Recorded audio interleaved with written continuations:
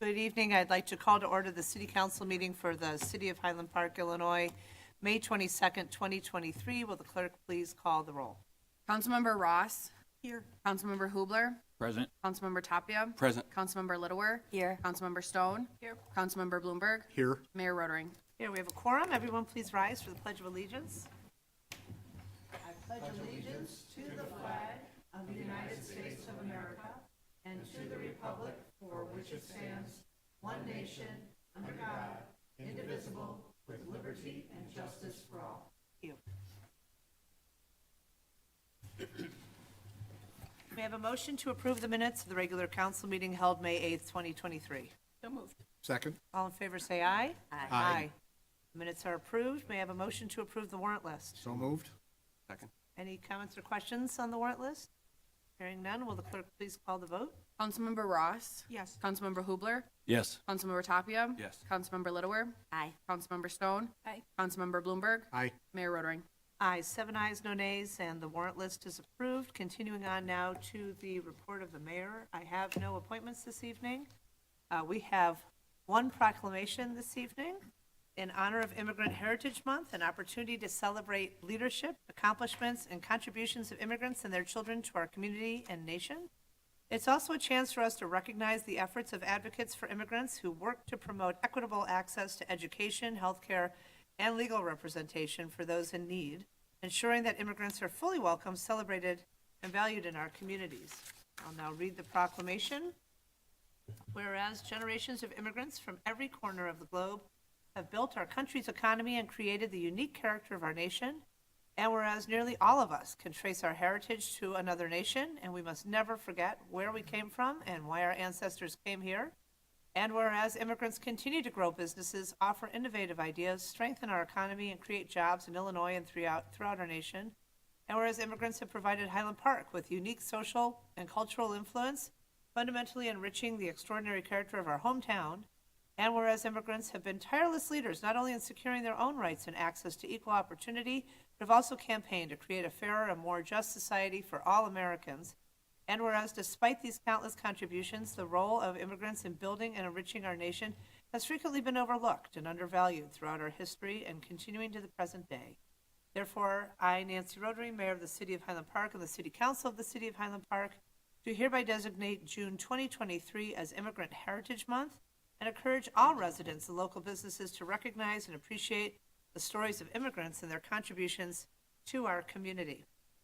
And with that, I'd like to invite North Suburban Legal Aid Clinic Supervising Attorney Esteban Carbajal to accept the proclamation and share a few words about the upcoming Share Your Story event that NSLAC is planning in partnership with our friends at the Highland Park Public Library and the Highwood Library and Community Center. Welcome, Esteban.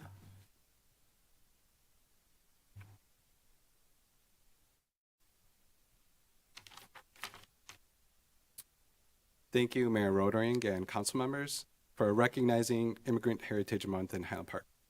This act of recognition acknowledges the invaluable contributions of immigrants to Highland Park, but also serves as a reminder of the diversity that makes our community so vibrant. We are all immigrants, and it is important to celebrate and honor the hard work and cultural richness that immigrants bring to our society. Your proclamation inspires a greater sense of understanding, respect, and inclusivity for all members of our community, regardless of their background or country of origin. It is in the same spirit of celebration that North Suburban Legal Aid Clinic, Highland Park Public Library, and Highwood Public Library and Community Center will host an Immigrant Heritage Month event, Share Your Story, on Thursday, June 8th from 5 to 6 p.m. at the Highland Park Public Library. The Share Your Story event is interactive.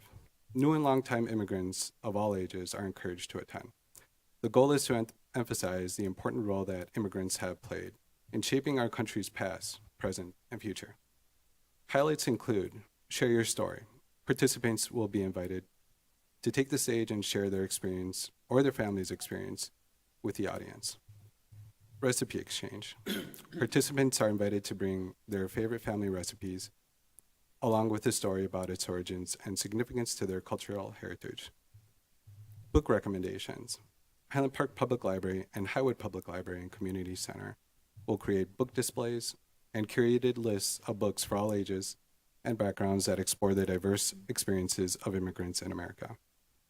Legal Aid Resource Table. North Suburban Legal Aid will host a legal aid resource table as part of the event. The event at the Highland Park Public Library, Share Your Story, is a family-friendly event and is free and open to the public. Registration is encouraged at hplibrary.org or by calling 847-432-0216. The event will be held in the library's auditorium on the lower level.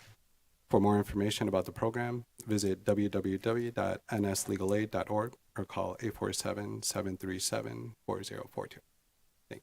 Wonderful, thank you. And I'll give this to you. Thank you.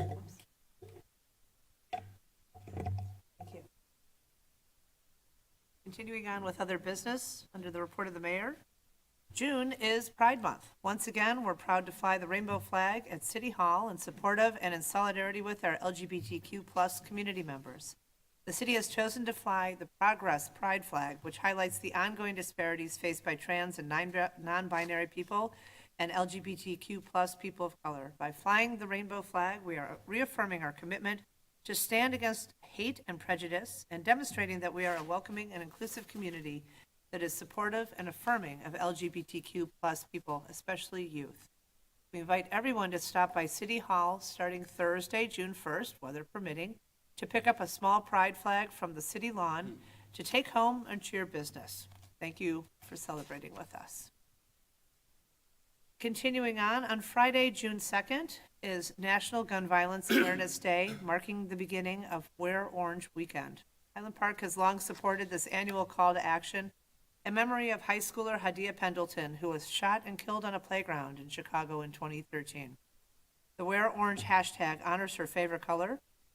This year, our community is grappling with the consequences of gun violence as we enter this weekend of advocacy for common sense solutions to protect children and students, first responders, and communities. We know firsthand the terror and grief that gun violence inflicts on individuals, families, and communities.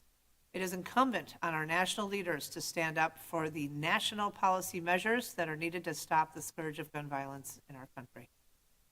Last but certainly not least, Cancer Survivor Beauty and Support Day. In 2003, Highland Park resident Barbara Paget created Cancer Survivor Beauty and Support Day as a way to encourage those in the beauty and wellness industries to support cancer survivors.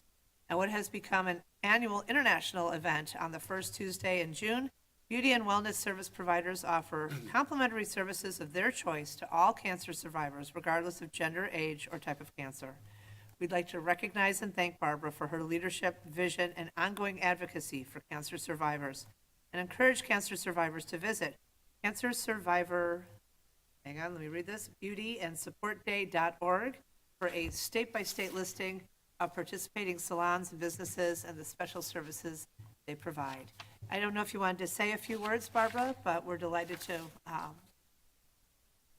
Okay, thank you. At the podium, yeah. Just right up there. Picture, Aaron.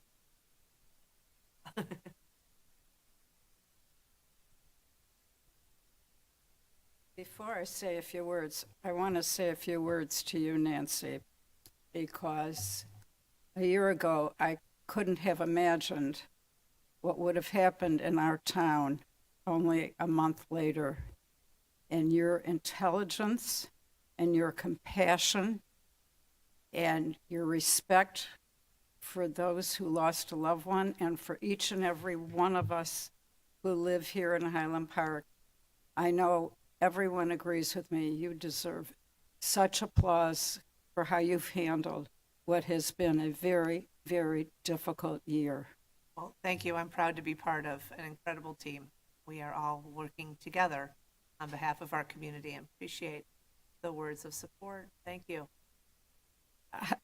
The first time I came here to speak, I could not have imagined that I would be doing this 20 years. This is the 20th year, which of course makes me 20 years older and probably a lot older than some of you might think I am, thanks to my father's genes. but it is really all the volunteers that have made it possible, not me. I mean, to have places in all 50 states, to have places in Puerto Vallarta, thanks to Carol Wolf, to have places in Mexico, to have the support of places like Walgreens and Great Clips. Right there, you're talking thousands upon thousands of places. And I call the places every year, they remember me, and they deserve the credit for continuing this. And of course, my hope is that they will continue it when I no longer can do it, which is, one of my concerns. But it's people like all of you here who are letting me say something which gets it out to the community that keeps this going. I reach about 5 million people a year, but I'd love to see every single place in the country do something. And that's really what I'm working on, and I keep adding. And it's, of course, very nice when I call the places every year and they remember me. And I thank you for having this opportunity.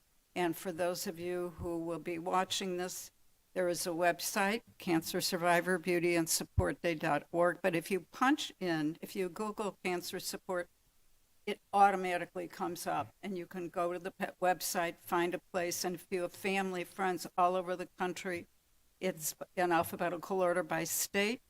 So it is easy to get to. And if there isn't a place, put together a couple of places, send them to the website address, and I will call them. Wonderful. And I work until that day. And I thank you again.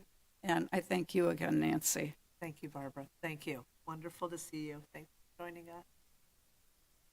Continuing on our agenda, is there any business from the council? Okay, business from city staff. Thank you, Mayor. We just have 2 items. Power back up.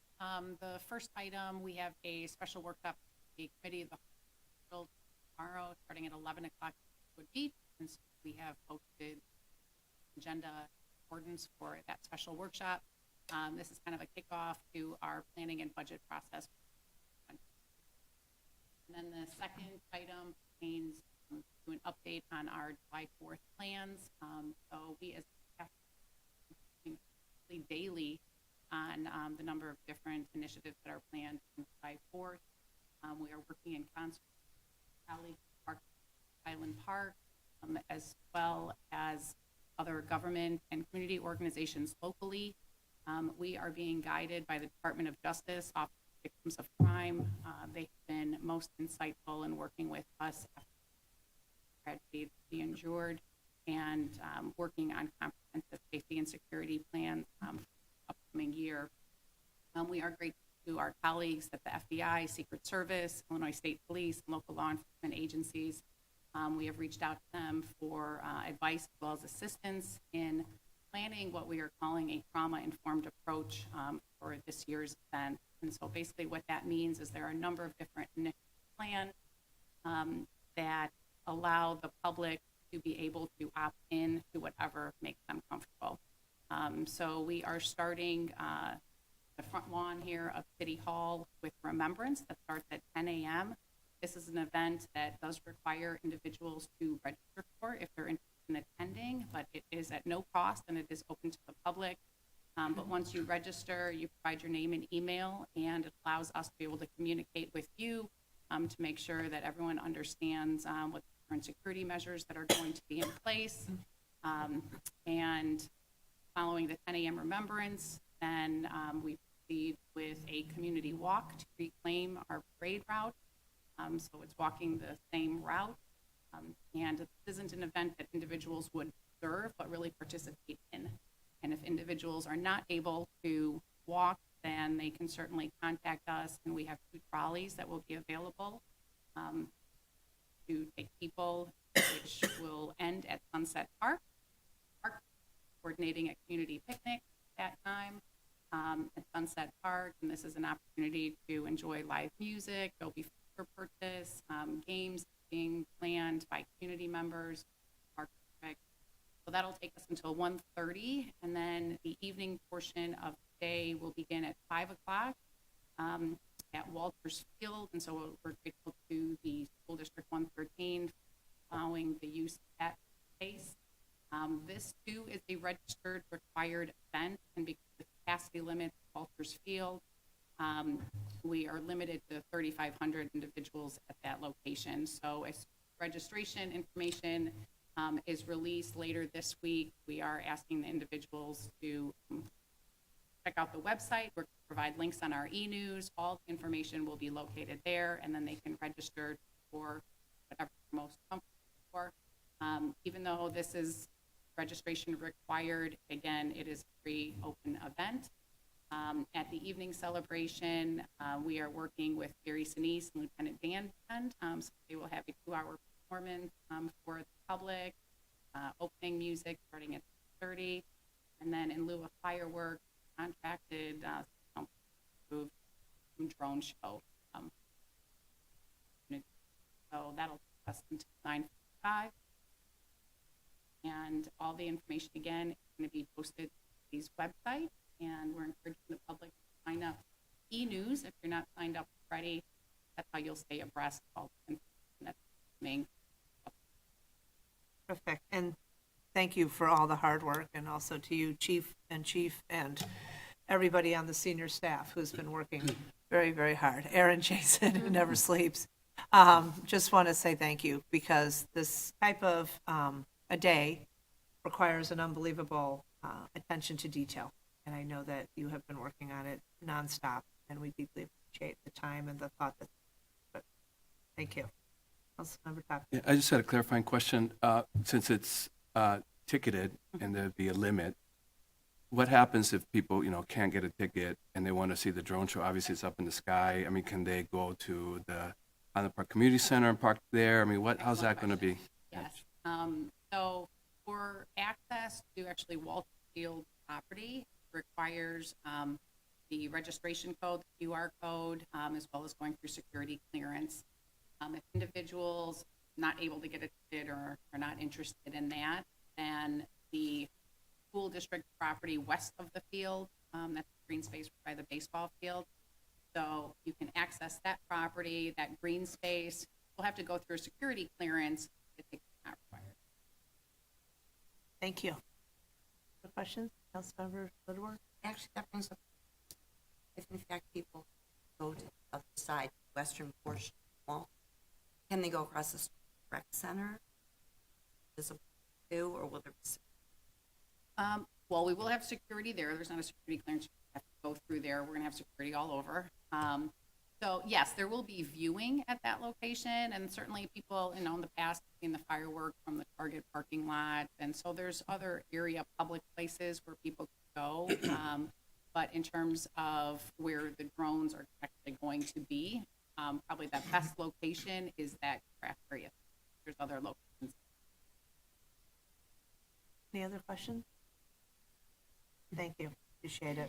Is that it for your report? Yes, that's Okay, great. The next item is business from the public. This is for residents wishing to be heard regarding items not listed on tonight's agenda. If you are here to speak as a member of the public, please come to the podium, state your name for the record, and be cognizant of the 3-minute time limit that we have.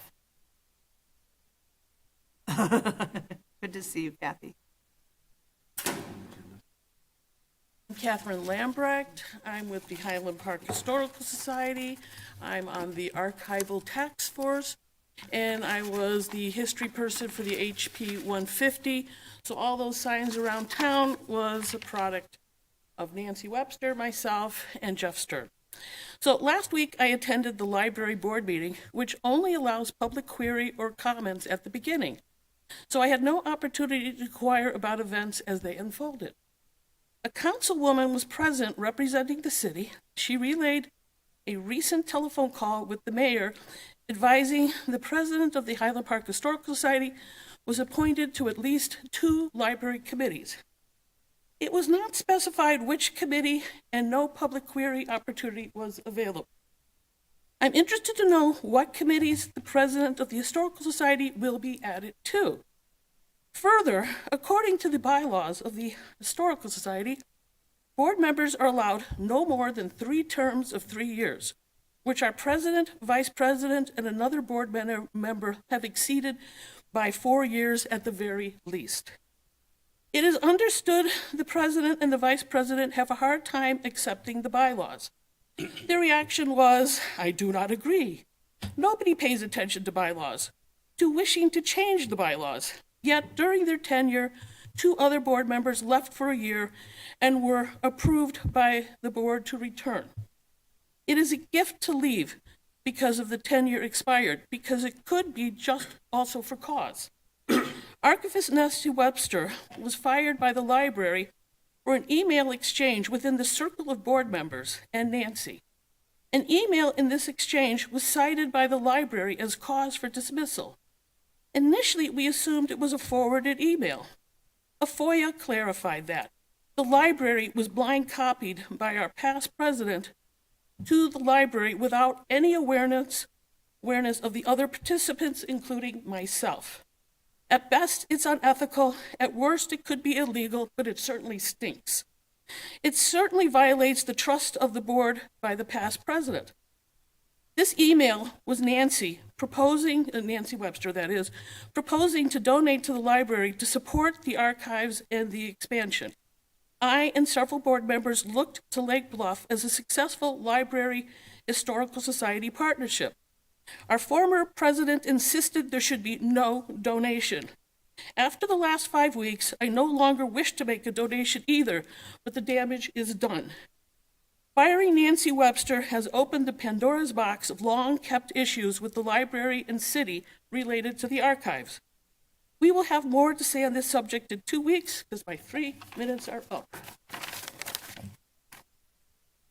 If you want to start, and then I have some other statements to add that might be of assurance to Ms. Lambrecht. So if you want to go ahead first. So the library is a sister government to the city. I am in Right. regular communication with IDC. Matters, certainly under Smith's purview as the administrator. This purpose, I'm going to remind everybody, personal matters we generally don't talk about out of consideration for the employee and procedures. But I have talked to Ms. Smith, and I want to certainly the council that, in my opinion, she did adhere to library personnel policies and procedures in accord, and also consult their human resource contractor as well as legal. The second, meaning the appointment. So we are working with the library on a couple of different projects. Most notably is the memorandum of understanding between the City Historical Society and the library. And so the representative of the Historical Society is the president, Bob Rodering, and so we are in communication with him. That's the first project. And then the second project, as we've reported to the council, the library is in the process of working on possible expansion plans. So have issued an RFP for consulting services, and an important element of the library is that archive space. And certainly we want to consult with the society as we plan and prepare for the expansion and renovation of the library. Regular communication, president of the Historical Society of Link. So I believe as it pertains to appointment and term limit, the Historical Society is not under the umbrella per se of the city. It's not an advisory group, commission, committee, city, and so they are not bound to the same limits that we have for our appointed commissioners and for bylaws are, but not under our regular. They're a separate 501c3. And the MOU expired after 2 years. That was 5 years ago. Yes, and you know. We're talking COVID 7-year and- time yeah, span. So it's on our work plan this year to update that MOU, and we are. So I just want to assure you, I've been on several of those task force phone calls, Zoom meetings with you. We are dedicated to protecting not only the archives of the city, not only the archives that the Historical Society has been keeping at the library, but the archives of the school districts, the park district, the houses of worship. We have quarterly meetings with the elected chiefs and administrative chiefs of all of our sister governments. And I brought this up at that meeting. Ms. Smith was at that meeting, but so too were the administrative chiefs of all of our sister governments. And they chimed in and added that they are very much interested in preserving and protecting the artifacts and the archives that are representative of the history of the city. So I understand, and obviously, I can't speak to the Historical Society side of things, believe it or not, though I live with the man. I have no idea what you people are talking about, but I'll just share with you that I know that everybody is focusing on how do we make sure that everything is taken care of. I know there have been questions about climate protection, about pest control, and so forth. We are with you rowing in the same direction of how do we protect these archives. So I just wanted to share that with you. I understand we'll see you again at our next meeting, but also happy to be in touch with you if there's more that we can discuss. And I know you want to have this conversation in public as well, so I respect that. I do, because there's just too many little things that just sort of happen. Like I still don't, we couldn't at the library. I obeyed their rules. I didn't interrupt. I didn't ask questions. I waited and I came here. Yeah, and we appreciate it, and we appreciate your dedication to the history of Highland Park. And I'm not just saying that. I know how much work went into those puzzle pieces during the sesquicentennial, and I know how much you love our city, and I know how dedicated you are to protecting its history.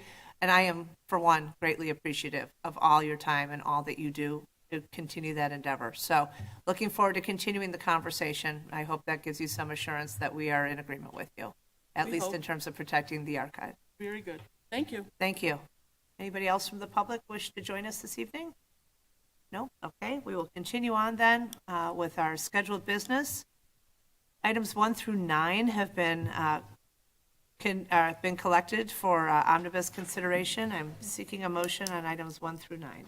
I'm pulling 2? 2, please. Okay, so we will be pulling 2, seeking a motion to approve items 1, 3 through 9. I'll make that motion. Second. Any comments or questions on items 1 and 3 through 9? Any from the public? Hearing none, will the clerk please call the vote? Councilmember Ross. Aye. Councilmember Hubler. Aye. Councilmember Tapia. Aye. Councilmember Littlewer. Aye. Councilmember Stone. Aye. Councilmember Bloomberg. Aye. Mayor Rotering. Aye. 7 ayes, no nays. 1 and 3 through 9 have been approved. Item 2, a resolution approving a license agreement between the city and 55 St. John's LLC for an electric vehicle charging station. Councilmember Ross? Thank you, Mayor. I requested to pull item number 2. I was delighted to see that 55 St. John's LLC wishes to install an electric vehicle charging station, and their goal to make it a public benefit. It's absolutely outstanding. Wonderful. My only question is about how the contract with the city allows them to set the rate.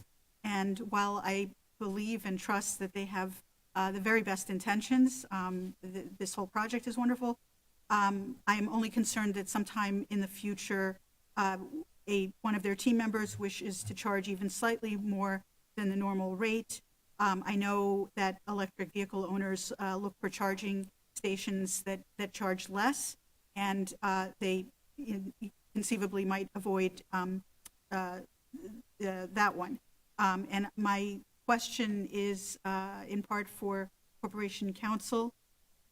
Is it possible for an amendment to be added that states that the LLC, because this is a public benefit, charge a reasonable rate in line with neighboring EV stations? I just don't know. City I can Manager? start. Sure. And thank you, Councilmember Ross, for that question. Thank you for that question. And the applicants are here with us this evening, and certainly we can defer to them as well. We did confer with them earlier, as well as talked as a staff team.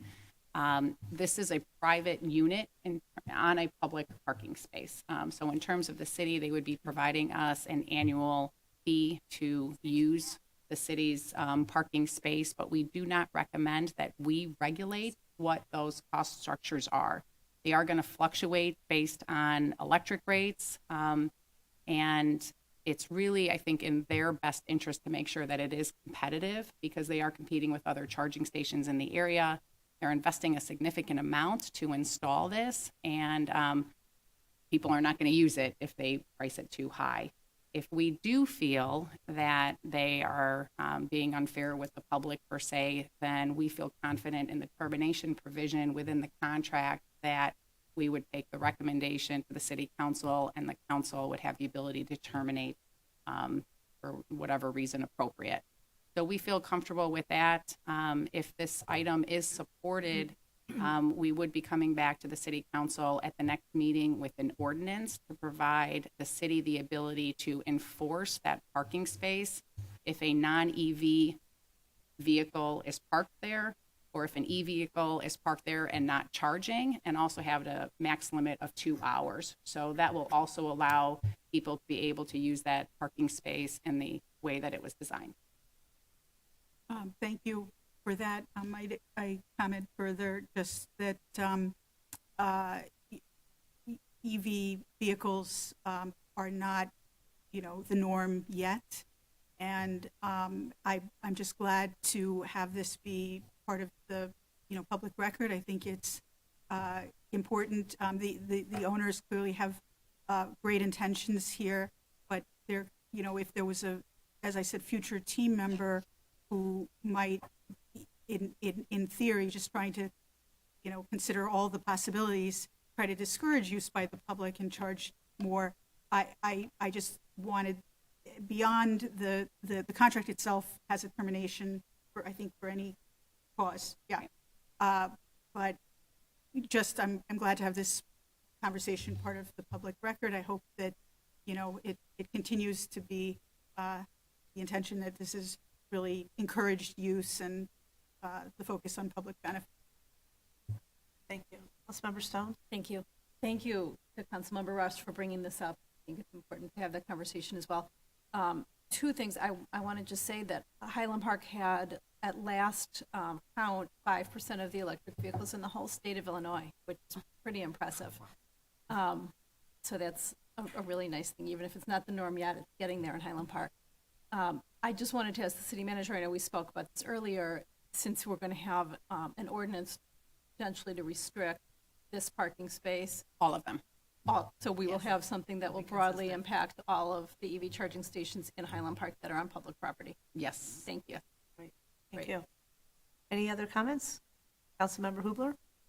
I just want to thank you, first of all, for doing this. It's great to have a DC charger in the southern part of Highland Park. That's going to be awesome. I do think, echoing what Yumi said, I think one of the important things that the city council maybe needs to look at in the future are idle fees. That's where I'm really afraid some businesses could take advantage of customers. But I'm sure you guys won't do that, and if you do, we have the termination clause. So I'm comfortable with that, and I'm comfortable going forward with this. When we do look at additional EVs, though, we got to keep in mind level 2 versus level 3. So 2-hour parking bans don't necessarily apply in every situation, but we'll work on that. Great. Thanks. Thank you. Councilmember Littleworth? Just a quick clarification, because it's not residents right there versus the general public. I'm not telling them what to charge. I just have a question about that. Michael, if you could just state your name. Sure. Good evening, Michael Weiss. There will not be a discrepancy to the residents versus the public. Everybody will be charged the same rate. Right. Okay. Thank you. All right, with that, I'm seeking a motion on item 2. Move to approve. Second. All right, will the clerk call the vote, please? Councilmember Ross. Aye. Councilmember Hubler. Aye. Councilmember Tapia. Aye. Councilmember Littlewer. Aye. Councilmember Stone. Aye. Councilmember Bloomberg. Aye. Mayor Rotering. Aye, 7 ayes, no nays. Item 2 is approved. Thank you very much for that public benefit. We appreciate it tremendously. Continuing on to other business, item 10, an ordinance amending the City of Highland Park zoning ordinance of 1997 as amended regarding sleeping quarters and cellars. Director Fontaine. Okay. A short presentation about this item. As you may recall, this item came before council initially as a Compiere referral, and council had deliberated about that referral and chose instead to refer this to the Plan Commission as a text amendment. And so staff worked on that text amendment and went to the Plan Commission for required public hearing, and I'm here tonight to provide that recommendation to you. Staff and the Plan and Design Commission recommend adoption of the ordinance to amend the zoning code to remove the prohibition on sleeping quarters and cellars. Section 15407, as shown here, would be amended as follows, as you could see the strike through. As I mentioned, on April 10th, the council determined that this would be better referred to the Plan Commission as a text amendment. May 2nd, Commission held a public hearing as required under our code with regard to zoning text amendments and voted to recommend approval of this change 6-0. So per section 15407, quote, no cellar in any building shall be used for or contain any quarters for sleeping or residential cooking. Staff note that this proposed text amendment does not make a change to the prohibition related to residential cooking. There are two definitions that are important from a zoning code perspective related to this issue, having to do with what a basement is versus a cellar. Currently, a basement you can, by definition, the basement is defined here, you can have a sleeping quarter in a basement. It's a cellar that you cannot. And you can see the graphic below depicts what each definition means visually. And so what this change would be to take away the prohibition on sleeping quarters within a cellar. Now, why we think that that is okay and can be recommended is that, you know, already we do have basements and lower levels, right, as defined, provided that they meet the building code provisions as appropriate, but no bedroom can be in a cellar currently. We do know that the building code, it stands on its own, and it does have provisions related to emergency escape and rescue openings. And so if those are met, we don't have an issue with allowing bedrooms in a cellar or a basement for that matter, as defined in our zoning code. And so thus the recommendation before you this evening. Well, why were they there like that to begin with? Well, this code comes back, it harks back to 1947 initially, and was later amended in 1997. And again, it was likely because of insufficient means of egress in case of fire or other emergency. Well, our current building codes do make explicitly required proper egress. And so that has certainly changed over time since the origin of this code provision. Other likely concerns involve possible creation of illegal dwelling units when sleeping rooms are coupled with kitchen equipment on the same level. Again, we did not recommend, nor did the Plan Commission, any change to the prohibition with regard to cooking facilities within. The recommendation, as stated earlier from the Plan Commission and staff, is to make the strike through as seen here and in the attached ordinance. Thank you, Mayor. If you have any questions, Thank you, please let me Director. know. Actually, have a question for the fire chief. Not to harken back on past horrors, but I'm remembering the house on Glenview over winter break several years ago. Are you comfortable with the provisions that are included in this recommendation? I am. So that fire that you were referencing would not have had an egress window that was in place. It did not. So they all had to file from the basement, up the stairs, out the normal exit, which actually had been compromised at the time as well. With the current code, with the 2018 code, it really addresses, I mean, if you look through history, we've learned from, unfortunately, fatality. And the new windows not only allow people to egress out, but they're made for a full firefighter with SCBA to be able to go descend into that void and go in and make entry to make a rescue. So I'm completely comfortable with the following the 2018 code. Sounds good. Great, thank you. Any questions? Moreover, Mayor, in that case that you were referring to also, the fire alarms were not functional. It was And a the fire, disaster. the smoke Right. detector fire alarm. Yep. Thank you. Councilmember Tapia and then Councilmember Stone. Yeah, I just want to say that I like this recommendation, and, you know, even though it wasn't stated explicitly, I think it allows for greater flexibility for families of all income levels with all kinds of situations where, you know, having that use of a cellar for a bedroom will, you know, increase their quality of life and needs that they have, and even when there's constraints because of, you know, financial means. I think it's a good move. Great comment. I had concerns about the safety of egress from the window in a cellar bedroom, so thank you for addressing that. That really helpful. I'm wondering whether we can, if we get a building permit application for somebody to install a cellar bedroom, if there isn't one already, can we refer them to the Smart 911 system and have some sort of a, you know, within that format, is there a way to indicate that there's a cellar bedroom so that the fire department knows when they show up if there's fire in that residence?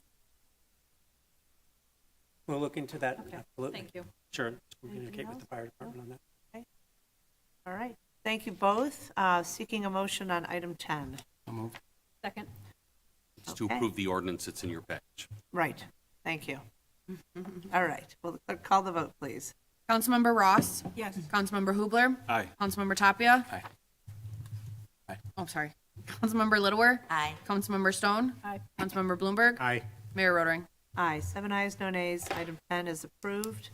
Item 11, we have